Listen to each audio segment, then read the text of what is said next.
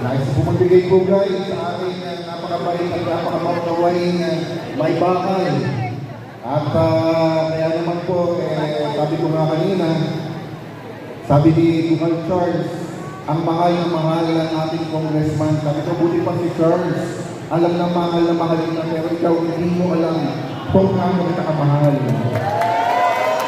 Kaya palapakan po natin ang barangay kapitanan ng barangay San Gabriel, Madel Amante.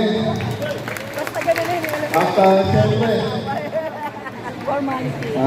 tapos na, ang dami na kagabi.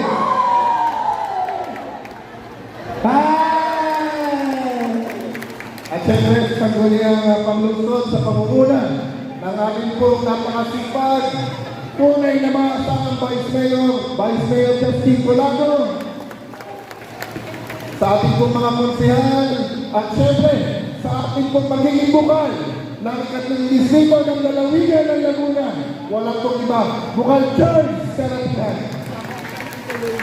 At siyempre, sa ating pong punong-duro ng Central School, kay Mr. Pagsik, sa lahat po ng mga guro, at kayo din sa ating pong mga volunteers, doctors, mula po sa lungsod ng San Pablo, at kung iba nanggaling sa Metro Manila, maraming salamat po.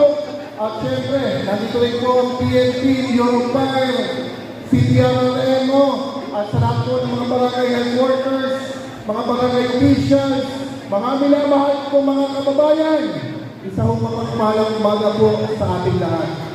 At kayo po, sa bahagi po ng inyong lingkod, ay nakaraang taon po ay nagsimula na tayo ng mga medical and dental mission sa bawat sulok ng 30th Street of Laguna.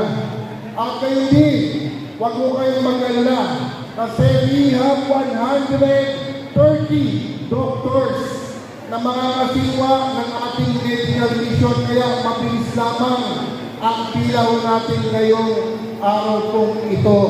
At kayo din, mga minamahal ng mga kababayan, ako po yung humingi ng tulong sa ating pong mahal na Pangulong Bongbong Marcos, gayon din sa ating pong leader ng ating pong mababang kapulungan sa pangunguna ni Speaker Martin Romualdez.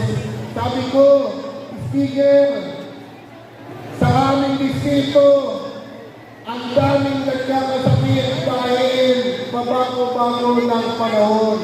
Ang sabi na sa akin, kung ano ang pwedeng itulong ng administrasyong Marcos sa distrito, pasabi ka lamang.